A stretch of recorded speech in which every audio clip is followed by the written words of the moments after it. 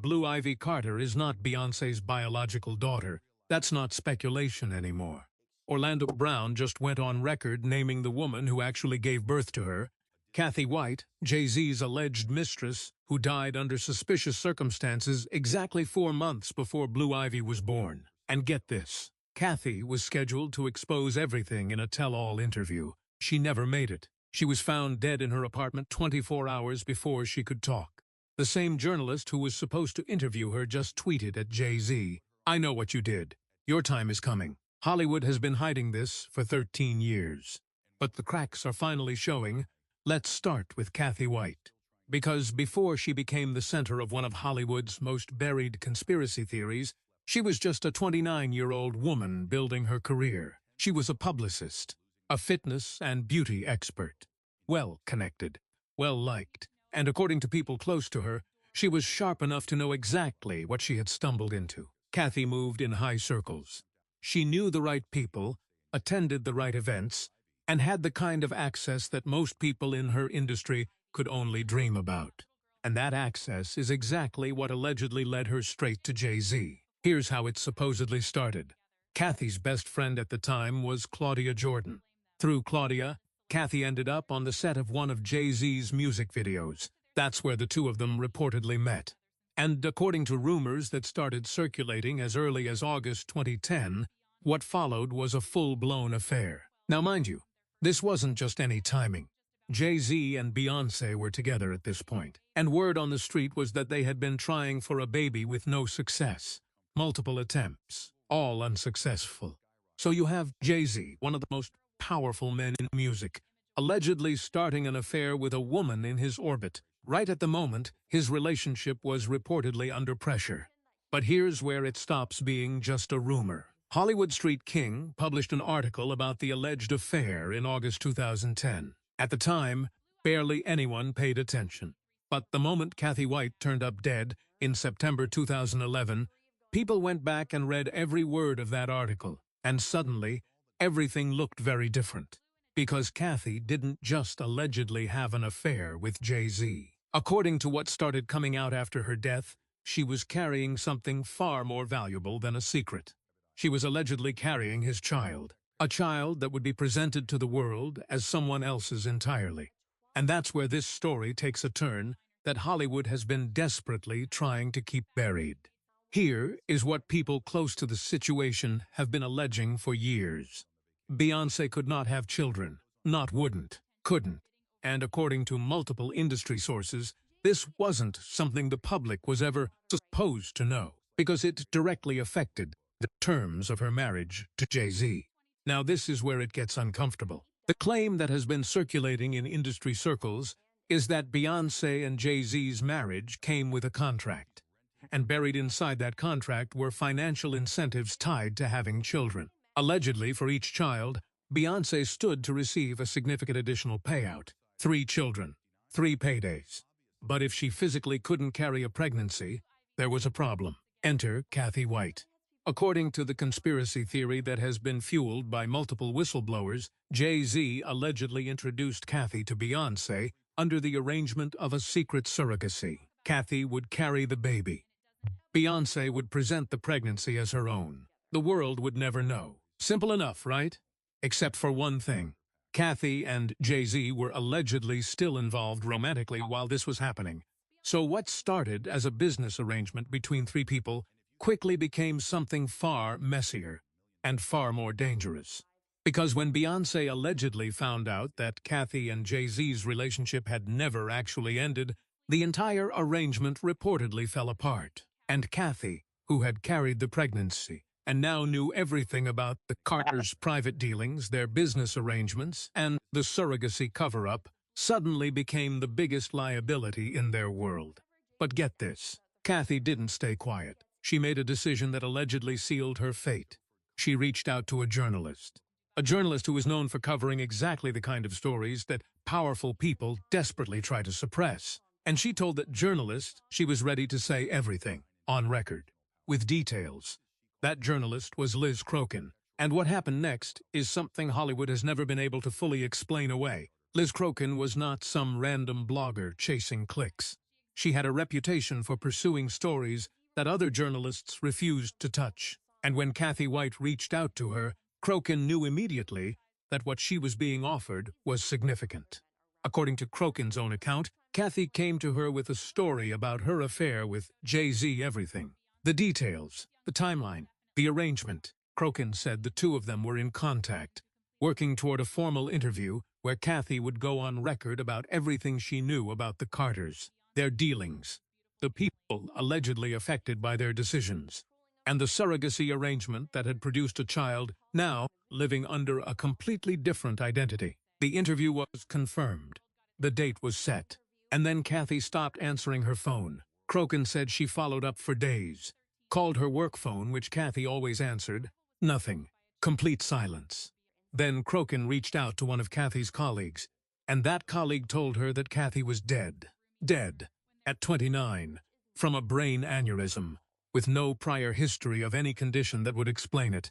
Now here's what makes this impossible to ignore. Crokin didn't just grieve and move on. Years later, when Jay-Z's name started appearing alongside Diddy's in legal proceedings, Crokin went back to her platform and posted something direct. She wrote, "Note the date." She said she was the reporter who talked to Jay-Z's alleged mistress right before she died. She said Kathy was deleted. She said she knows everything.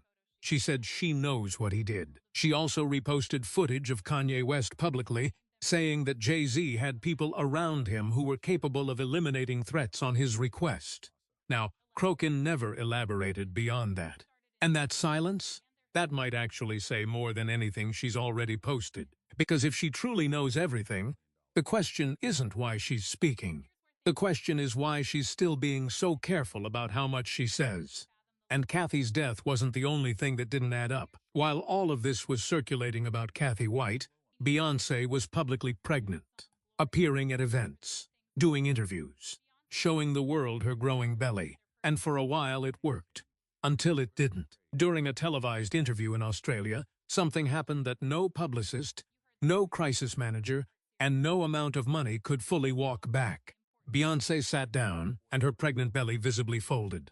On camera, in real time. The kind of fold that a real pregnancy does not produce. The kind of fold that happens when something beneath clothing shifts unexpectedly. The clip spread everywhere, and people who had quietly whispered about the surrogacy rumors suddenly got very loud. But Beyonce's team said nothing. No explanation. No clarification. Just silence. And when the public didn't get an answer, they started looking for other evidence. And they found it. When Blue Ivy was born in January 2012, Beyonce and Jay-Z allegedly paid $1.3 million to secure the entire maternity floor of the hospital. Every room, every corridor, locked down. Other families who had given birth that same day were reportedly moved to different parts of the building. But here's the part that crossed a line for a lot of people. The babies. The newborns from those other families, some of whom were in intensive care, were reportedly kept on that same floor. The floor the Carters had paid to control. The parents couldn't access their own children the way they were supposed to. One father, a contractor from Brooklyn, went on record. He said the treatment his family received was unacceptable. His wife had just had a C-section. She had delivered twins, and they were being managed around a celebrity's privacy arrangement. He was furious, and he said so publicly. So the question that nobody in Beyonce's camp ever answered was simple. If everything about this pregnancy was straightforward, why did it cost $1.3 million to keep people from seeing it? And Orlando Brown had an answer, but it wasn't the one anyone expected. To understand why Orlando Brown's words carry weight in this conversation, you have to understand what Orlando Brown has allegedly lived through. Because his connection to the Carters isn't just based on what he's seen from a distance. It's based on what he claims to have witnessed up close. And it starts with a rapper named Pimp C. Pimp C was one half of UGK, one of the most respected groups to ever come out of Texas. He was outspoken, fearless, and according to people who knew him, completely unafraid of powerful people. And he allegedly had a very serious problem with Jay-Z. The tension reportedly went back to the recording deal for a well-known collaboration between Jay-Z and UGK. According to record executive Greg Taylor, right after the deal was finalized, someone called Pimp C to share the news. The call was on speaker. Pimp C didn't know that.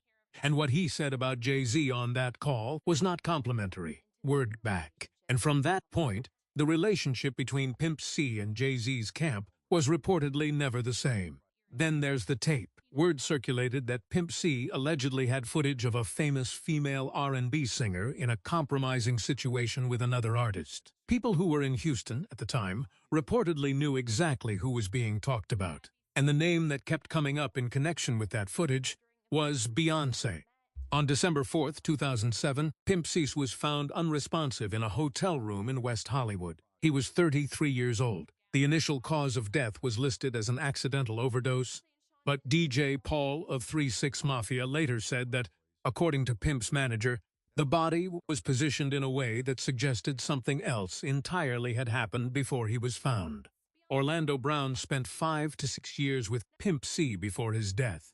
He said the substances found at the scene were planted. He said Pimp never used around him, and then he stopped talking. The fact that he stopped is the most important part of that story. Orlando Brown has said a lot of things over the years that have made people question his credibility. His behavior has been erratic. His interviews have been unpredictable. And a lot of people have written him off entirely because of it. But here's what's interesting. Orlando has been making direct allegations about Jay-Z and Beyonce for years, naming them, connecting them to deaths, saying things out loud that nobody else in the industry will say. And nothing has happened to him. He addressed this himself, he said, on camera, that Jay-Z and Beyonce have allowed him to live. Not that they haven't heard him, not that they don't know what he's saying, but that they have made a deliberate decision to let him keep talking. And people in the comments connected that statement to something specific. They believe Orlando is still alive because he's not considered a credible threat. The public largely dismisses him, so whatever he says gets filed under conspiracy and ignored. He's not dangerous to them because no one takes him seriously enough to act on what he says. Kathy White was different. Kathy was credible. Kathy had specific knowledge, a confirmed interview, a journalist ready to publish, and a story that would have landed differently than anything Orlando has ever said. That's allegedly why the outcome was different. Meanwhile, Claudia Jordan, Kathy's former close friend, stayed completely silent about all of this for over a decade. Then Jaguar Wright called her out publicly, accusing her of protecting the people responsible for Kathy's death. And within a short window of time, Claudia suddenly had things to say. She denied everything, said Kathy was never pregnant around her, said there was no Jay-Z, said she was tired of the story. But for someone who had been silent for 13 years, the timing of that response told its own story. And Blue Ivy Carter is now 12 years old. She is growing up in the public eye. And people who knew Kathy White personally have said the same thing without being prompted. She looks exactly like her. There is one person who has never spoken publicly about any of this. One person who was closer to Kathy White than almost anyone. One person who would know whether the surrogacy story is true, whether the affair continued, and whether Kathy ever said anything about what she was planning to expose before she died. That person has been approached multiple times by multiple people, and every single time they've declined to comment. But recently something changed. A post was made, then deleted within minutes. And the 3 words that were visible before it disappeared have been screenshotted and shared across every platform imaginable. Nobody is talking about those 3 words on camera yet, but they will be.